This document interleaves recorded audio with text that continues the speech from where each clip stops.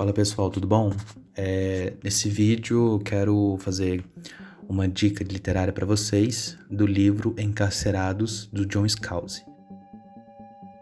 Então imagine o seguinte cenário, uma doença totalmente desconhecida pela medicina cujos sintomas são muito semelhantes à meningite.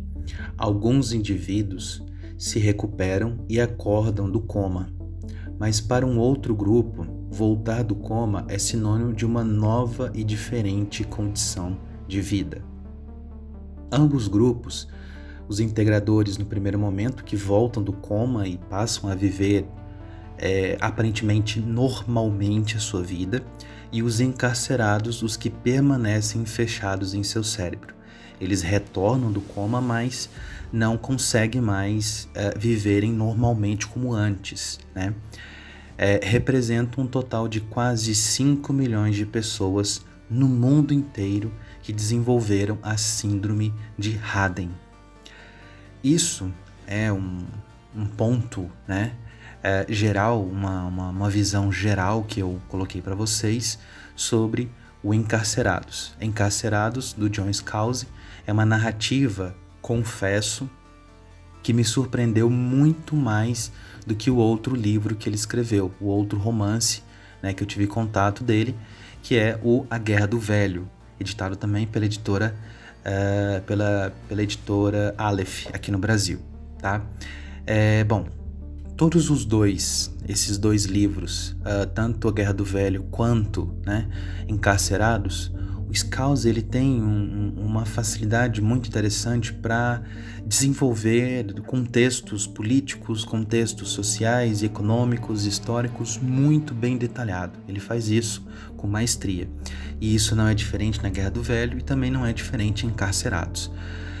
Encarcerados, a parada é muito diferente da Guerra do Velho, porque trata-se eventualmente de uma narrativa também hipotética, mas com maiores probabilidades de ocorrer. O que eu gosto, né, dessa ficção científica é essa liberdade em criar cenários distópicos, porém verossímeis, ou seja, possíveis de se acontecer.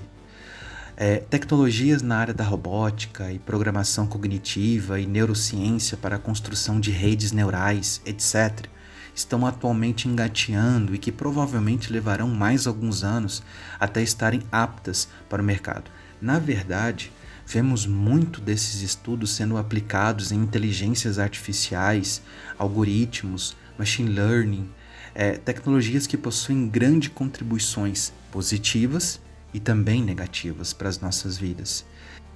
Então, Scalzi, o autor, ele toca em assuntos atuais sobre a democratização, a possibilidade de democratização de tecnologias e de softwares para benefício de um grupo social que sofre de uma doença crônica e precisam dos subsídios do governo para manterem os seus corpos vivos, para se manterem vivos até um tratamento, até o desenvolvimento de uma cura, né? Ou até mesmo de uma melhoria na condição de vida desses indivíduos. O autor faz referência a Noam Chomsky. Noam Chomsky ele é considerado o pai da linguística moderna. Sobre quando ele cita Noam Chomsky no livro, ele cita como o nome, né, da linguagem de programação que é usada para acessar as redes neurais desse mundo virtual e alternativo que cada encarcerado habita e vive nessa nova condição de vida. E aqui eu gostaria de fazer algumas pontuações em relação a esses dois grupos, né, que ficou bem por cima. Os integradores. Essas pessoas que são chamadas de integradores, esses indivíduos, eles voltam do coma, restabelecem as suas vidas, condição de vida muito diferente antes de terem desenvolvido a síndrome de Haden. Por quê? Porque eles voltam do coma, né, acordam do coma, mas a estrutura cerebral deles também é também alterada. Essa estrutura neuronal ela também é afetada e alterada. No entanto, eles conseguem voltar desse coma, eles voltam a andar, a se relacionar com outras pessoas e assim por diante. No entanto, eles passam a ter uma condição específica, esses integradores, que devido a essa alteração na estrutura cerebral deles, eles conseguem se conectar com as pessoas que estão ainda, né, presas no próprio cérebro, presas na própria consciência. Eles conseguem, através de uma tecnologia que é desenvolvida ali dentro do universo, né, que o autor ele cria, esses integradores eles conseguem então integrar esses indivíduos em coma na sociedade, no mundo físico, através dessa conexão que eles conseguem fazer. Como é que seria isso?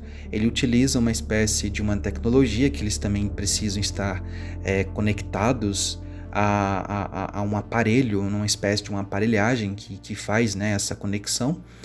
O encarcerado se conecta ao corpo da pessoa e passa a utilizar o corpo do indivíduo como um avatar, basicamente. E isso é interessante porque não é algo simples, não é algo que muitas vezes é bem visto, né, pela sociedade, porque, por exemplo, o indivíduo encarcerado, você tem relatos ali de que pode utilizar o corpo da pessoa para fazer coisas degradantes. E aí, essa prática dos integradores, muitos, né, que se colocam nessa condição porque eles não conseguem outro tipo de trabalho, não conseguem se integrar novamente na sociedade, e isso é visto como equivalente a uma prostituição do corpo da pessoa, né?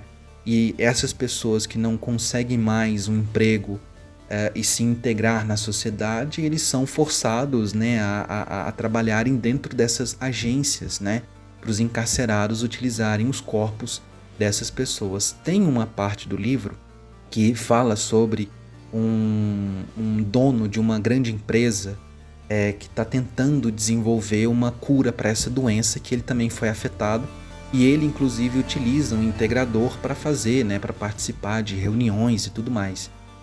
E assim, você vê que a pessoa que se coloca nessa condição, o integrador que se coloca nessa condição, ele tem consciência de que o corpo dele está sendo utilizado, no entanto, ele perde todo o controle do corpo dele. Então é uma condição de que a consciência daquela pessoa, o controle que ele tinha sobre o corpo dele é colocado em segundo plano, e a pessoa, né, o encarcerado que está ali naquele momento conduzindo o corpo da pessoa, ele tem total controle do corpo da pessoa. Então por isso que é mal visto na sociedade e visto também com tem essa conotação de prostituição. Então é muito interessante essa condição, né, devido à doença, como ela vai afetar também na questão econômica, né, as pessoas, os integradores.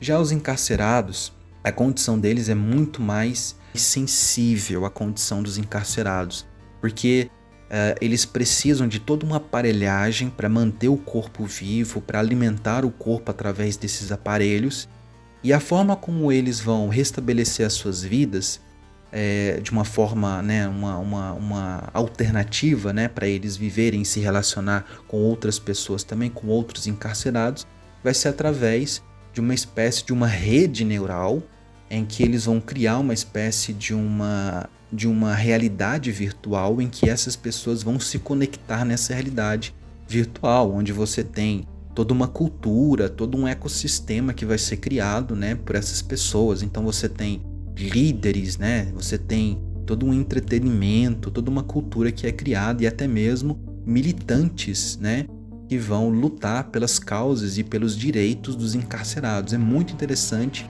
como isso é construído no livro, e remete também a algumas obras como o Carbono Alterado, por exemplo, né, que é uma obra, tem a série na Netflix, tem as duas temporadas, e é uma obra que é baseada numa trilogia, né, de livros do Richard Morgan, pela editora Bertrand Brasil. E o Carbono Alterado, ele também apresenta, né, uma questão distópica, uma questão também econômica, sobre os indivíduos agora ter a possibilidade de estender as suas vidas, né, através de uma tecnologia em que você pode comprar uma capa ou um corpo, né, geneticamente modificado, e dependendo da condição financeira que você tem, você vai conseguir ter uma capa mais evoluída ou uma capa mais inferior, dependendo da sua condição financeira. E uma outra obra também, que o John Scalzi também faz referência a essa rede neural, essa rede alternativa em que os encarcerados eles habitam, é basicamente o Neuromancer, né, que é um clássico, né, da ficção científica, do William Gibson, que vai ser lançado, eu acho que por volta ali da década de 80, se eu não estiver enganado, eu acho que 1984, também publicado pela editora Aleph. Provavelmente, se vocês procurarem na internet para comprar essa obra do William Gibson, vocês vão provavelmente encontrar a edição comemorativa que foi lançada alguns anos atrás.